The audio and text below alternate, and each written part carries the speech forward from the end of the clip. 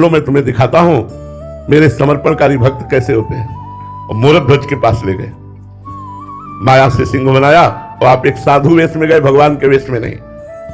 मूरत ध्वज से कहा मेरा सिंह भूखा है। तो सिंह कोई हलवा पूरी घास तो खाएगा नहीं, सिंह तो मांसाहारी है। तो उनका भगवान हम लोग तो वैष्णव है, आप आज्ञा करें तो कसाई वाले से जाएं और मांस खरीद कर सिंह के लिए लाएं। बोले इसकी आवश्यकता नहीं है, आपका पुत्र है ना, उसी को काट के खवा दीजिए। भगवान के रूप में भगवान नहीं गए थे, संत रूप में गए थे।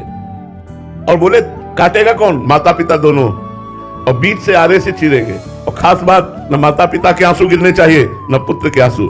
बलिहारी उन महापुरुषों की बड़ा चरित्र है उनका, उन्होंने ऐसा ही किया। यह है समर्पण।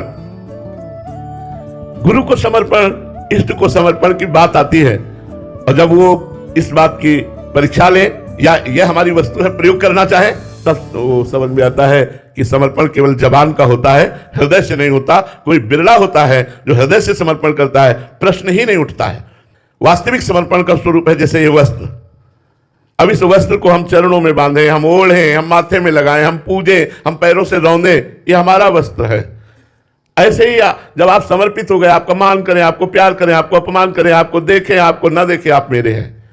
समर्पण बहुत बड़ी चीज है, नवी भक्ति समर्पण है, आत्मसमर्पणम। तो जो गुरु को आत्मसमर्पण कर देता है और भगवान के भाव से देखता है, वो निश्चित भगवत प्राप्त हो जाता है। आत्मसमर्पण करने के लिए आपको मानना होगा कि मेरे गुरुदेव भगवान है। मानना क्या? गोस्वामी जी कह रहे हैं, बन्नो गुरुपद कंज कृपा सिंधु नर रूप हरि महामोह तम पुंज जासु वचन रवि कर निकर। महामोह में अंधकार का नाश करने के लिए जिनके वचन सूर्य के समान है, उन गुरुदेव भगवान की चरण वंदना करता हूं, जो साक्षात हरि ही नर रूप धारण किए हुए, साक्षात हरि ही नर रूप धारण किए। ये बात हमारे ध्यान में आ जाए कि मेरे गुरुदेव हरि ही है जो नर रूप धारण किए हुए हैं। गुरु साक्षात परब्रह्म तस्मै श्री गुरुवे नमः। गुरु के वचनों में दृढ़ विश्वास हो जाए।